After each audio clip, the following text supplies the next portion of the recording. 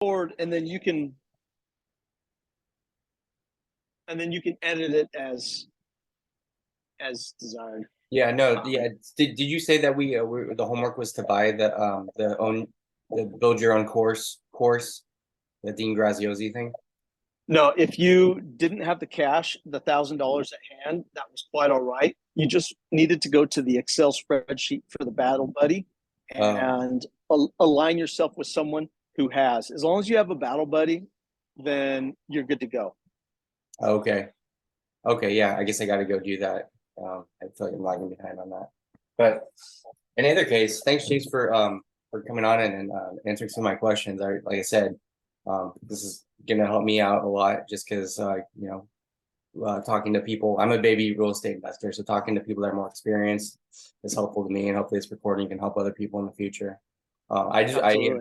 We've talked a lot in the past, and I got to know you a little bit, but I never asked, first of all, what got you into real estate, and then what got you into Sub 2? Because I knew you were doing some real estate before you even joined Sub 2. I always knew that real estate was a great way to build wealth. However, when I was in my 30s, late 20s, early 30s, a friend of mine had a rental property. And I said, "Oh man, that must be awesome. You're making money." He was like, "No, James, it's horrible." He's like, one false move, one bad tenant, and they're going to ruin your profits for the entire 30 years. Don't do it. Don't do it. And I was like, I was crushed. I was like thinking, man, that's got to be a great way to build wealth. And then I started talking to some of the other guys that were like my age, that were in my friends group, and they were all like, "Oh, that's dumb." Of course, look at we were all hanging out together, and I was listening to the wrong people. Yeah. So then you fast forward 20 years, and I'm a little late to launch, as some people call it, when it comes to truly working on my financial future. And I want to say I was about 44 years old, so about 5 years ago, and I was kind of down on myself. I'd been traveling for about 3 months straight. I was traveling the country with the helicopter and doing my duty with my employer, and all was fine except for eating out. I was like kind of feeling overweight and just kind of down on myself. I wasn't making the money I really wanted to sustain, and I was feeling overweight. And a buddy of mine I was working with was like, "Yep, James, I'm going to go drop you off at the airport, and then I'm going to the gym." And I was like, "Man, I wish I had the motivation to go to the gym."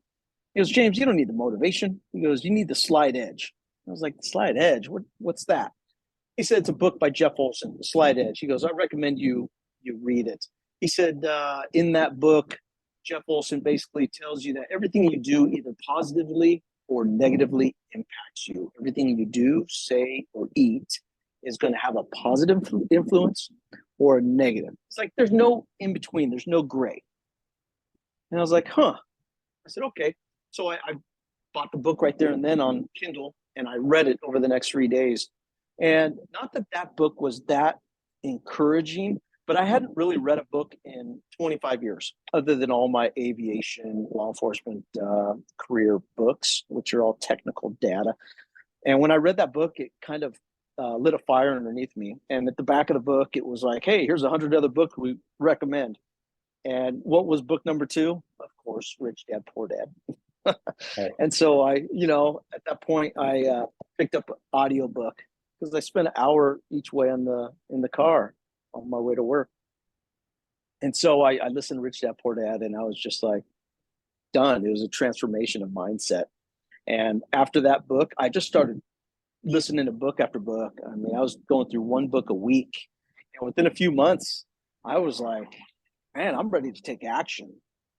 And so that's kind of where it all led, what led me into this.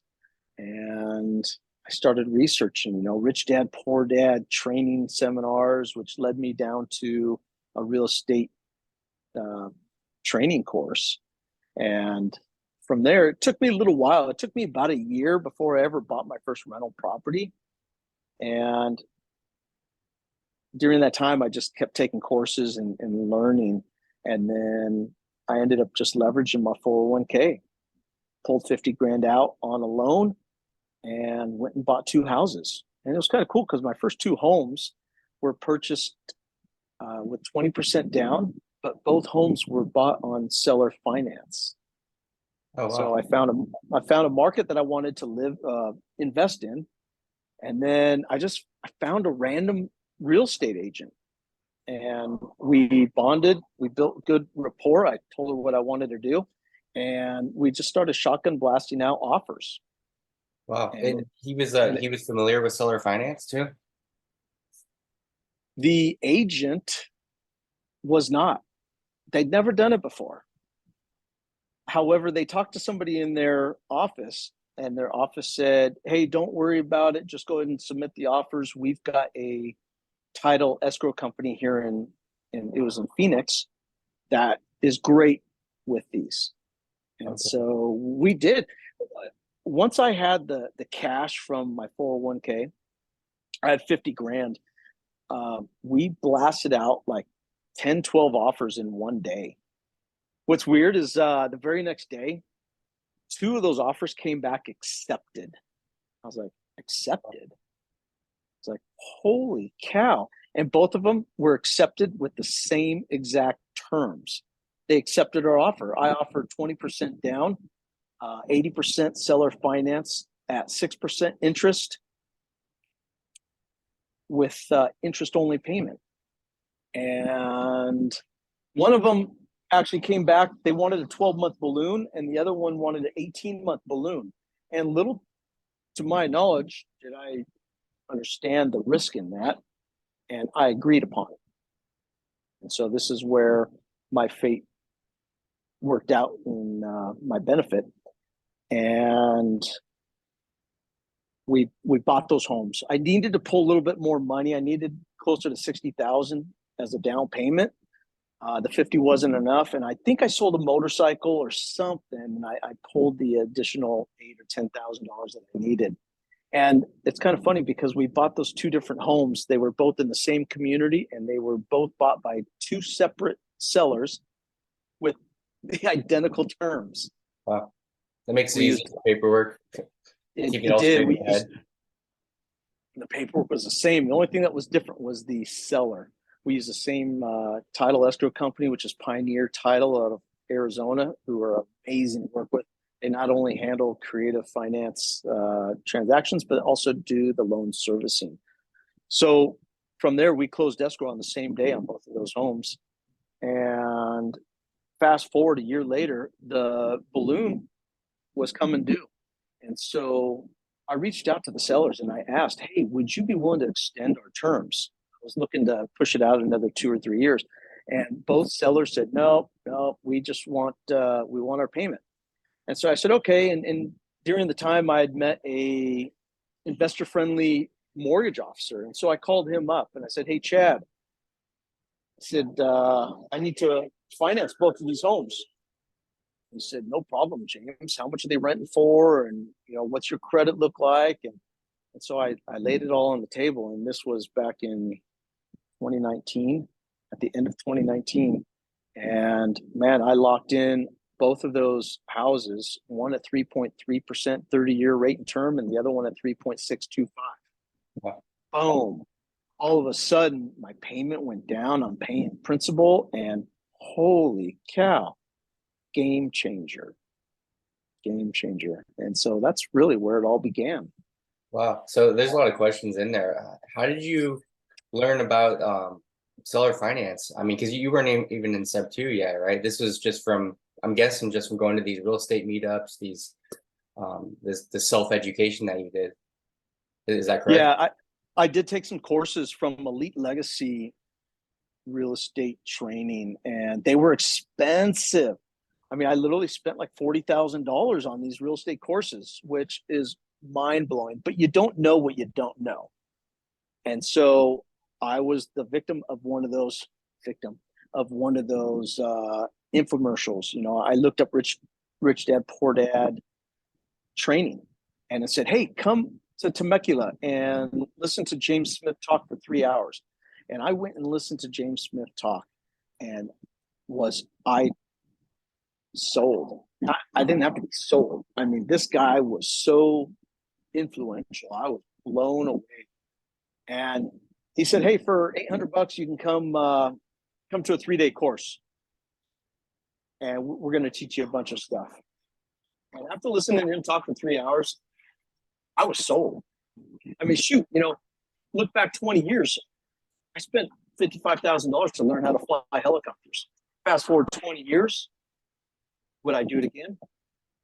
Yeah, because I know other people that spend a lot less money learning to fly helicopters, but I paid $55,000 up front. And what that did for me over the next 20 years led me to where I'm at now. And I'm so grateful.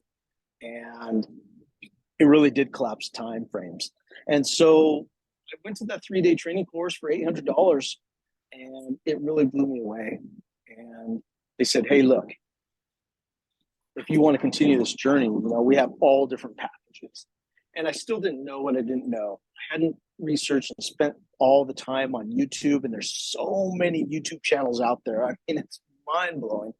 And so I went ahead, and I think I spent like $35,000 or $40,000, which was fine. I mean, we were making good incomes, my wife and I at the time, and it wasn't that huge of a lift to make that happen.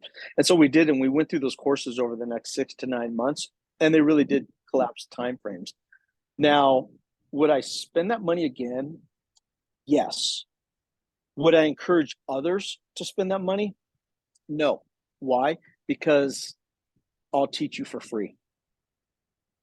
I'll teach you everything they taught me, and I'll teach you for free, or I'll show you where to go get the information. I would pay it again because what it did for my mindset and the trajectory of my life, it really put me in a good place. And just like I would pay for my aviation training all over again, I would pay for that real estate training. How long And ago was people that? are like, that was 2018 into 2019. Okay. So I finished that training probably, I don't know, 3-4 months prior to ever pulling my 401k loan and buying those 2 homes. So I had enough information, but I really didn't know enough about seller finance. I didn't know anything about subject to. I wasn't aware of how wraps worked. It was still surface level. The training was like boilerplate. It was basic. It was way overpaid, and it was a good start. It really got you thinking, and it really emphasized leveraging the community, learning from others. When you get yourself into a bind, to lean on these people. Most of all, it was mindset. Hey, start taking action. And so when I saw that my starting point was, hey, look, I've got 50 grand sitting in, a $50,000 loan available in my 401. I was like, that's my starting point. And so it took me a little while to determine what market I wanted to be in. And I was thinking Tucson, which is where I'm at right now. Right now, August 23rd, 2023, I'm sitting in Tucson, Arizona. I just moved here a month ago. I was thinking here because I was living in San Diego, and buying a rental property in San Diego just did not make sense. So why Tucson? Well, there's a air branch for the agency I work for with 80 coworkers of mine here. And I was like, that's perfect. It's in Arizona, which is a landlord-friendly state, a little more tax-friendly than California. And the fair market rental rate to purchase price ratio works way better. I was like, so this should work out. And with 80 coworkers out here, they've already got the team. They've got the real estate agents. They've got the painters, electricians, you name it, all the handymen. And so I was thinking that'll work out really well. And something got in my ear and told me to look a little bit further up the street, up the Interstate 10 at a place called Casa Grande, Arizona. And that's where they just recently built the new Lucid Technologies electric car plant. And there was a couple other plants that were built in that 2018, 2019 timeframe. And within about a 2-year period, that zip code actually brought in about 6,000 employees. And so that's where I ended up buying my first couple homes. Wow. So that really is kind of the start of it. Yeah. So I know you do a lot of direct to agent stuff, and you still do. You know, you got your first deal from an agent. And would you say that's your real estate superpower? If you had to pick one real estate superpower, would it be that? Would it be, you know, there's a lot of different ways to answer that question, but I'm just curious how you would interpret that. Matt, you know me just from talking to me. I'm a talker, man. I really love talking to people, sharing my experiences, my story. So whether it's direct to seller, direct to agent, and I just love having conversations with people, sharing my experiences. You know, they find out that I'm a federal agent with the Department of Homeland Security and I fly helicopters on the southern border, and all of a sudden, boom, the conversations start Yeah. opening up.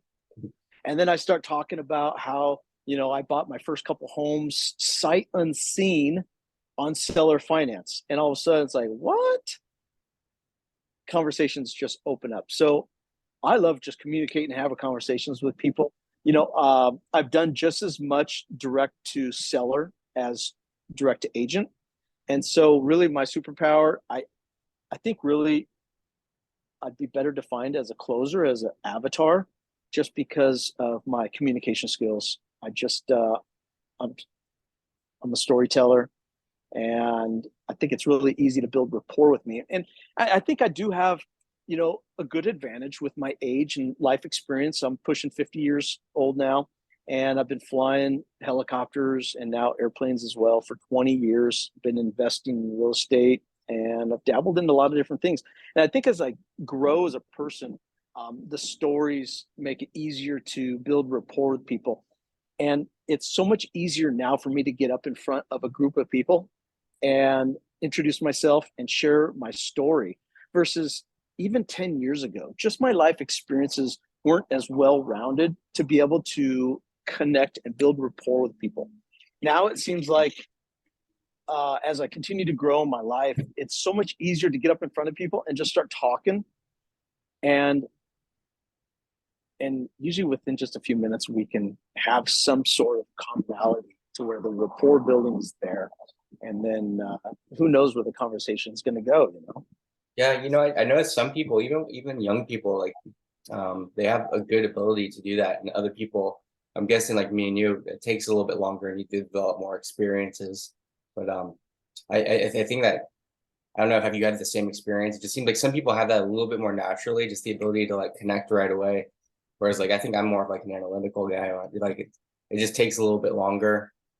As I, you know, get older, get married, have kids, like it makes it a little bit easier to like, you know, find something to connect with people. But it's not something I was able to develop automatically. And it sounds like you're the same way.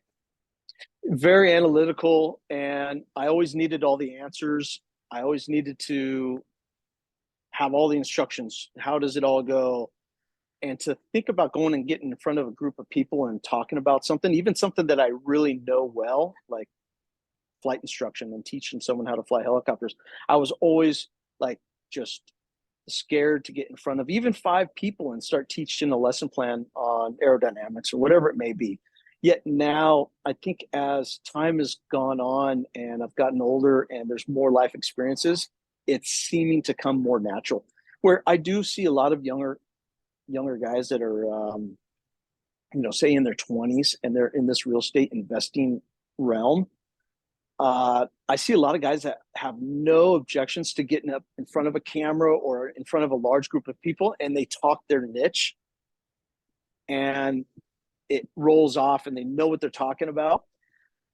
I think the challenge is when you have a mixed group of your audience and maybe they're not totally interested in that one subject matter that these young guys are speaking on. You know, maybe the young guy is just hammering away at how I sell homes on wraps, and maybe the person in the audience just doesn't know what a wrap is, and they're just like totally disconnected.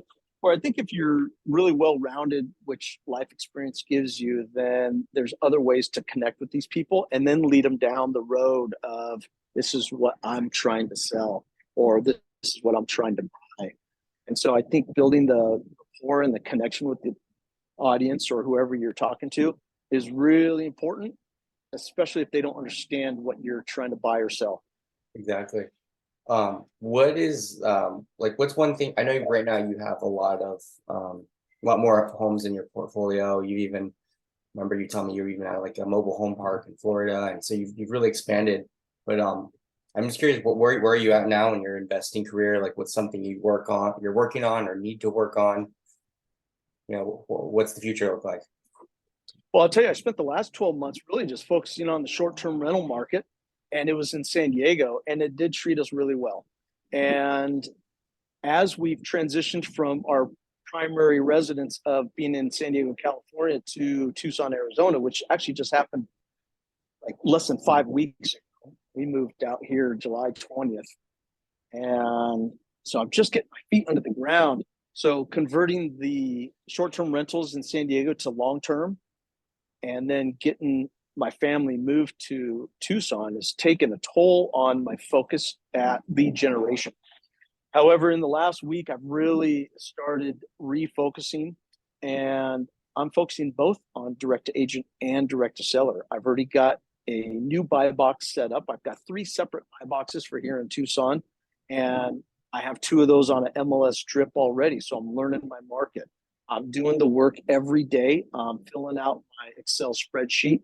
I've got an agent who's sending me every property that hits the market or any changes in their listing, and I'm just keeping track. I'm reading the notes, I'm learning it, and then I'm doing that on multiple different buy boxes. And now, I'm going back to the basics. I'm going to go back and start doing my own driving for dollars. I live almost an hour drive north of the Davis-Monthan Air Force Base, which is where I work. It's where I'm sitting right now. And in between where I live and where I work, it's really awesome. It's all like grid. The streets are grid. And so, man, I'm going to dive back to the basics, resubscribe to my deal machine, and I'm just going to start driving. I'm going to start driving for dollars, start hammering the calls. I've already started growing my network out here. I have some local investors who have large amounts of single family dwellings in their portfolio. And they've told me, hey, James, you're a talker, man. You're a communicator. Help us find some 5 to 20 unit apartment buildings. I can do that. I can definitely do that. Got the tools, the know-how, the software. And so that's exactly what I'm going to do. I'm going to start pulling some prop stream lists. I'm looking for 5 to 20 unit mom and pop distressed, maybe not distressed, but they've owned it for at least 10 years. So they might be tired. And then I'm going to pull those lists in my 3 zip codes, and I'm going to start driving. I'm going to verify that the prop stream addresses and leads that it gives me, I'm going to verify that the properties are as described on prop stream. And then I'll do the research. If it's not owned by mom and pop, then I'll start diving in and figuring out who owns it. And then I'm going to start the lead generation, cold calling, ringless voicemail, letters, postcards, you name it. Hit them from every different direction. And then I'll even be doing some Facebook advertisements just to their emails. Any potential door knocking? Absolutely. Absolutely. There's going to be some door knocking in there. So once I establish a target, then I'm going to deploy all marketing. And I know a lot of the gurus out there say, deploy one marketing and stick to that, whether it's, mailers. All you do is mailers. No. What I've decided for my lead generation campaign is I'm going to find the target. And if it's that house right there, I'm not only going to call them, ringless voicemail, text message, postcard, yellow letter, door knock, Facebook ad. I want to hit them from every angle, as many touches as possible at the same time as I'm building my brand. So brand recognition, I think, is going to take, become a huge part of it. So when they start seeing J&J Homes, Joy and James, J&J Homes, all your real estate needs, Joy's a licensed agent. I'm the investor. We can help out from the retail transaction to creative finance, lending solutions, you name it. And as we build this brand and we start deploying all the different strategies in our lead generation, I think we're going to be able to help a lot of people.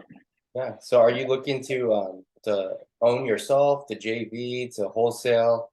You're looking for your own deals, obviously, but are you like well, what's your exit strategy for some of these?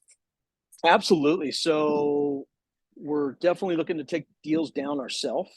And, right now it feels like we're equity locked with the interest rates way up high. The properties that we do have equity in, it's like we're right there where it's a challenge to pull cash out. So we're able to pull some cash out and we have the capital for some entry fees.